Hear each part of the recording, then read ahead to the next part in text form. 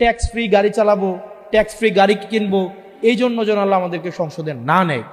এবং আমরা বলে দিচ্ছি, হাদি ভাই বলে গেছিল না, বাকি সংসদ সদস্যের ঘুম হারাম করে দিবে। আগামী সংসদে যারা যাবে তারা যদি মনে করে থাকে সংসদ হচ্ছে একটা ব্যাড অফ রোজেস, ওখানে গিয়ে আরামে কাটাবে এবং ওই সংসদ সদস্যের এই পদটাকে এটাকে ক্যাপিটালাইজ করে তারা ব্যবসা করবে, তারা হচ্ছে জনগণের সাথে প্রতারণা করবে, তারা নতুন নতুন ঠিকাদারি লাইসেন্স করবে, নতুন নতুন ঠিকাদারি লাইসেন্স করে তারা বিদেশে পাচার করবে, ওই সব সংসদ সদস্যদের ঘুম হারাম করে দেবে ইনশাআল্লাহ। চাঁদাবাজি করার থেকে, আমি প্রায় বলি, চাঁদাবাজি করার থেকে ভোট ভিক্ষা করা অধিক সম্মানের।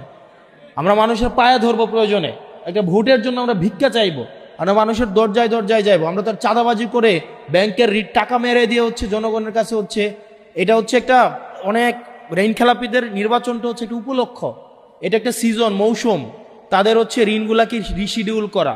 অর্থাৎ নির্বাচনের আগে ব্যাংক থেকে একটা স্টে নিবে, স্টে নিয়ে হচ্ছে নির্বাচন করবে, যদি জিতে যায় তাহলে তো ঋণ দেওয়া দূরের কথা, এই এমপির তো বেঁচে ট্যাক্স ফ্রি গাড়ি নিবে, যখন আবার নতুন করে ব্যবসা খুলবে, এরপরে হচ্ছে আবার ইয়া করবে, ওই যে টেন্ডারবাজি করবে, ঠিকাদার থেকে পুঁজি নিবে।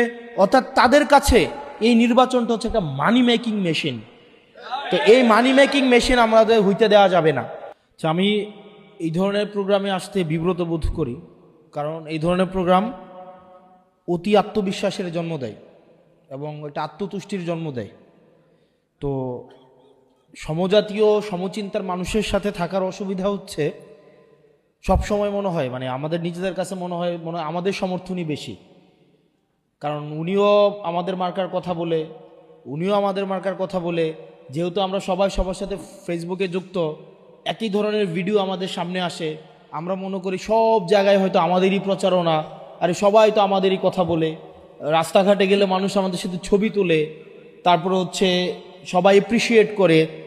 তো ছবি তুলতে আসা মানুষ আমি যখন যাচ্ছি বা কোনো একটা রাস্তায়, তখন বা আমাদের প্রার্থী বা আমরা যারা প্রার্থী আছে যাচ্ছি, আমাদেরকে তারা দোয়া করে, আবার বিরোধী দলের প্রার্থী যখন যায় তাদেরকেও কিন্তু দোয়া করে। তো এটা আসলে ভাবার সুযোগ নাই যে আমাদের সমচিন্তার মানুষের সাথে থাকার এটা একটা অসুবিধা। আমরা মনে করি আমার আশেপাশের মানুষগুলো যেমন, গ্রামের মানুষগুলোও তেমন, সবাই মনে হয় শুধু আমারই ভোটার, শুধু আমারই ভোটার। আরে ফেসবুকেও তো আমার কথা, রিলসেও আমার কথা, আশেপাশে সবাই কয় আরে তুমি তো জিতে যাইতেছ।